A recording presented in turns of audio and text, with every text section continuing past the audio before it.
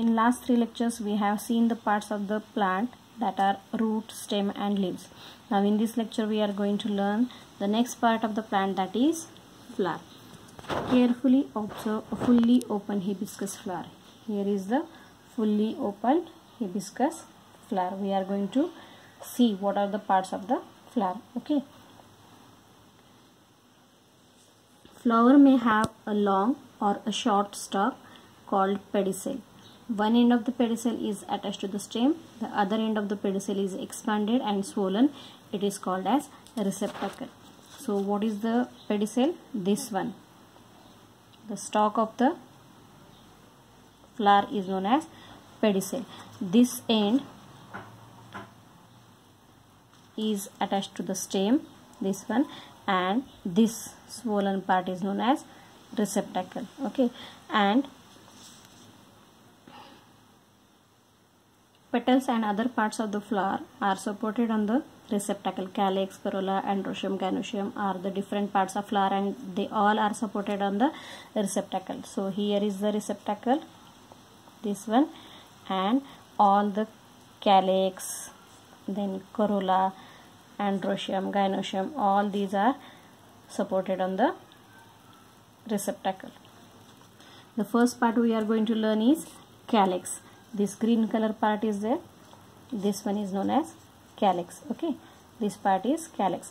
When the flower is in bud condition, all the petals are protected inside the calyx. Okay, this one green color part, petals like structure is there, that is calyx. Sometimes it is joined and sometimes it is separate. Okay, next is corolla. This is made up of colorful parts called petals. Observe the shape, color and smell of the corolla of various flowers like the rose, chrysanthemum, hibiscus, mogra, kaner, tagar, etc. See here the red color part is there, that is known as petals. 5 petals are there for the hibiscus flower. These are known as petals and together it is known as corolla. Okay, next is androecium. This is the male reproductive part of the flower. It consists of stamens. Each stamen is made up of anther and a filament. Here are the stamens and anther. Yellow color anthers are there and that red color thread is there, that is stamen. Okay, next is gynoecium. This is the female reproductive part of the flower. This is made up of carpels. A carpel consists of stigma, style and ovary. Here inside this red color tube there is a style and at the top these 5 points are there, these are the stigma. Okay, and here inside this part there is ovary. I have cut down one flower, I will show it to you. Here this one is white color is there, swollen part, that is ovary. This is the style and these are the stigma. Okay, so this is the gynoecium. Take a vertical section of hibiscus flower with the help of sharp blade.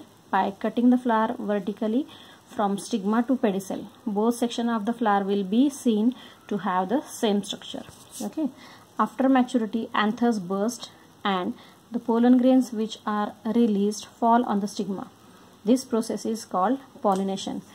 In the morning if you are going to observe the hibiscus flower, then these anthers are intact, but in the afternoon or evening they burst and one yellow color powder from pollen grains sprayed out, and if the insect is going to sit on that anthers, then pollen grains stick to their legs, and again if these insects are going to sit on the stigma, the pollen grains are fallen down onto the stigma and then the pollination process is over. This process is called as pollination. Due to pollination, ovules in the ovary get fertilized. Fertilized ovules form the seeds and the ovary develops into the fruit. Hibiscus is not having fruit, but in other plants where ovary is there, this one part, that ovary gets converted into the fruit, and whatever ovules are inside the ovary that get converted or developed into seeds. Okay, so this is the structure of flower. Now you came to know the structure of flowers. Of what use to a plant are insects flitting about around its flower.